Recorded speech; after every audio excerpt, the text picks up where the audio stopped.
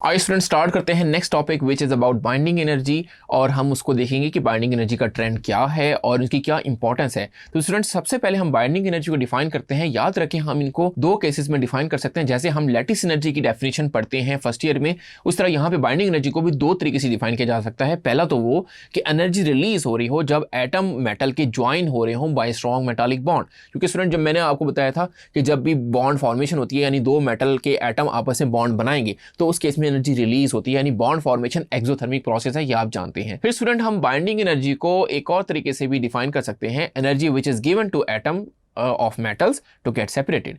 यानी स्टूडेंट वो एनर्जी जो आप एटम्स मेटल्स के एटम को दो ताकि वो क्या हो जाए, अलग हो जाएं। क्योंकि अलग करने के लिए आपको एनर्जी देनी पड़ेगी, तब मेटल्स क्या होंगे, अलग होंगे। तो ये भी आपकी क्या कहलाएगी, बाइंडिंग एनर्जी कहलाएगी। तो स्टूडेंट दो तरीके से बाइंडिंग एनर्जी को डिफाइन कर सकते हैं। यहाँ पे हम सेकंड जो एग्जांपल है, सेकंड जो डेफिनेशन है उसका इस्तेमाल करेंगे, क्योंकि बाइंडिंग एनर्जी आपने याद रखनी है अभी इस केस में कि वो एनर्जी जो कि देनी पड़ेगी अलग ताकि एटम अलग हो जाए मेटल्स के। तो ज़्यादा एनर्जी देनी पड़ेगी अगर मेटालिक बॉन्ड स्ट्रांग है, तो ये चीज़ आपने ध्यान में रखनी है।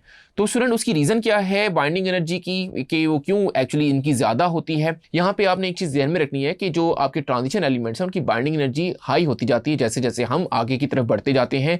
उसकी रीज़न मैं आपको बताऊँगा, लेकिन बाइंडिंग एनर्जी ज़्यादा होने की वजह से, क्योंकि जब आपका मेटालिक बॉन्ड स्ट्रांग हो जाएगा तो उसको तोड़ना मुश्किल हो जाएगा, तो उसको मेल्ट करना भी हार्ड हो जाएगा, बॉयल करना भी हार्ड हो जाएगा। यही वजह है कि जो आपके ट्रांजिशन एलिमेंट हैं वो स्ट्रांग होते हैं, उनका मेल्टिंग और बॉइलिंग पॉइंट हाई होता है। अब उसकी रीजन स्टूडेंट एक तो ये भी है कि डी ऑर्बिटल के साथ साथ जो आपके एस वाले ऑर्बिटल हैं वो भी डीलोकलाइजेशन में हिस्सा लेते हैं, यानी आसानी से जहां एस ऑर्बिटल रिमूव हो जाते हैं वहां डी ऑर्बिटल के जो इलेक्ट्रॉन हैं वो भी रिमूव हो जाते हैं, क्योंकि उनके दरमियान जो एनर्जी गैप है यानी जो एनर्जी है वो तकरीबन ऑलमोस्ट सेम होती है, तो एनर्जी डिफरेंस वहां पे कम होता है। इस वजह से स्टूडेंट याद रखें कि एस ऑर्बिटल के साथ डी ऑर्बिटल के इलेक्ट्रॉन भी लूज हो जाते हैं। तो ये रीजन है जो आपने ज़हन में रखनी है कि बाइंडिंग एनर्जी फिर बढ़ती जाती है। तो आइए स्टूडेंट हम ट्रेंड देखते हैं बाइंडिंग एनर्जी का और वेरिएशन इन बाइंडिंग एनर्जी को डिस्कस कर लेते हैं। तो आपने स्टूडेंट याद रखना है आसान लफ्जों में कि जो बाइंडिंग एनर्जी है यानी जो होल्ड करने वाली जो एनर्जी है, यानी हमने जो तोड़ना है किसी भी चीज़ को तो ज़्यादा एनर्जी चाहिए होगी।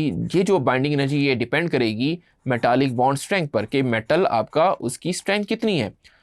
अगर मेटालिक बॉन्ड स्ट्रेंथ ज़्यादा है तो उसको तोड़ने के लिए जाहिर सी बात है एनर्जी ज़्यादा देनी पड़ेगी। अभी जो मेटालिक बॉन्ड स्ट्रेंथ है ये किस पे डिपेंड करेगा, ये डिपेंड करेगा नंबर ऑफ अनपेयर्ड इलेक्ट्रॉन पर। यानी जैसे जैसे अनपेयर्ड इलेक्ट्रॉन्स आपके बढ़ते जाएंगे वैसे वैसे आपका जो मेटालिक बॉन्ड स्ट्रेंथ है वो बढ़ती जाएगी। आइए स्टूडेंट इसको देखते हैं कि अनपेयर्ड इलेक्ट्रॉन की वजह से मेटालिक बॉन्ड स्ट्रेंथ क्यों बढ़ती है, फिर आपको समझ आ जाएगी कि बाइंडिंग एनर्जी का ट्रेंड क्या है। यहाँ पे स्टूडेंट जाने से पहले आपको पता हो कि लेट्स सपोज मेरे पास ये पेयर्ड इलेक्ट्रॉन है और एक ये अनपेयर्ड इलेक्ट्रॉन है। तो आपने याद रखना है जब पेयरिंग हो जाती है तो आपके जो इलेक्ट्रॉन पेयर हैं वो क्या हो जाते हैं, स्टेबल हो जाते हैं। लेकिन जो अनपेयर्ड इलेक्ट्रॉन है वो क्या होता है, वो एक्चुअली होता है अनस्टेबल। अब अगर अनपेयर्ड इलेक्ट्रॉन बढ़ते जाएंगे तो आपका अनस्टेबिलिटी बढ़ती जाएगी, लेकिन इससे क्या होगा वो आसानी से लूज हो जाएंगे। जब लूज हो जाएंगे तो अट्रैक्शन ज़्यादा शो करेंगे तो मेटालिक बॉन्ड स्ट्रेंथ बढ़ जाएगी। आइए देखते हैं कैसे। फॉर एग्जाम्पल स्टूडेंट इसको समझने के लिए एक मेटल लेते हैं और मेटल के अंदर वंस अगेन हम आयरन के एटम ले लेते हैं। यहाँ पे लेट्स सपोज आयरन के एटम हैं, बहुत सारे आयरन के एटम हैं, जैसे पिछली एग्जांपल भी मैंने आपको बताया बहुत सारे आयरन के एटम हैं। लेट्स सपोज आयरन के एटम में जो आखिरी शेल में इलेक्ट्रॉन है वो यहाँ से लूज होता है और आप देख रहे हैं कि आयरन अगर मैं यहाँ पे देखें तो इसमें कितने इलेक्ट्रॉन हैं अनपेयर्ड, 1 2 3 4 4 अनपेयर्ड इलेक्ट्रॉन जो आपकी इलेक्ट्रॉनिक कन्फिगरेशन में आ रहा है। तो एक अनपेयर्ड इलेक्ट्रॉन यहाँ से वो लूज होता है, यहाँ से भी लूज होता है, यहाँ से भी लूज होता है, क्योंकि अनपेयर्ड इलेक्ट्रॉन अनस्टेबल होता है, उसको आसानी से वो लूज हो सकता है, तो ये लूज हो जाता है। जब ये लूज हो जाएगा तो पीछे क्या रह जाएगा, पीछे एक्चुअली आपका पॉजिटिव आयन बनता जाएगा, ये सारे पॉजिटिव आयन बन जाएंगे, ये भी पॉजिटिव आयन है, ये भी पॉजिटिव आयन है, ये भी पॉजिटिव चार्ज आ जाएगा उस पे। तो जब पॉजिटिव चार्ज आ जाएगा तो स्टूडेंट आपने याद रखना है कि वो जो इलेक्ट्रॉन लेट सपोज यहाँ से ये जो इलेक्ट्रॉन लूज हुआ तो ये किसी के साथ भी अट्रैक्शन शो कर सकता है, ये आइदर इसके साथ भी अट्रैक्शन शो कर सकता है, इसके साथ भी अट्रैक्शन शो कर सकता है, इस पॉजिटिव साथ भी और ये इनके साथ भी, क्योंकि ये इलेक्ट्रॉन डीलोकलाइज है तो ये अट्रैक्शन शो करेगा। अब ये जो अट्रैक्शन शो कर रहा है ये एक्चुअली मेटालिक बॉन्ड है, मेटालिक बॉन्ड स्ट्रेंथ बढ़ जाएगी।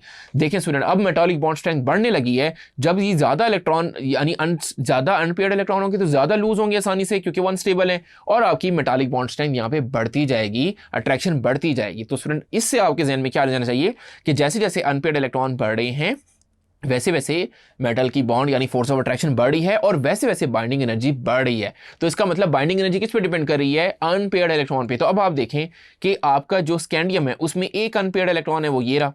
फिर आपका जो टाइटेनियम है उसमें अनपेयर्ड इलेक्ट्रॉन कितने हैं? 2 इलेक्ट्रॉन है। तो टाइटेनियम की बाइंडिंग एनर्जी ज़्यादा होगी। तो ये देखें ग्राफ से भी आपको शो हो रहा है। अगर मैं यहाँ से स्टार्ट कर लें, स्कैंडियम है, स्कैंडियम में यहाँ पे लेट्स सपोज पॉइंट से हम स्टार्ट करते हैं, तो टाइटेनियम की आप देखें, टाइटेनियम की बाइंडिंग एनर्जी ज़्यादा है। फिर जब आप वेनेडियम में आते हैं तो देखिए 3 अनपेयर्ड इलेक्ट्रॉन है, तो उसकी बाइंडिंग एनर्जी और ज़्यादा होनी चाहिए। तो ये देखें यहाँ पे आ रहा है ग्राफ।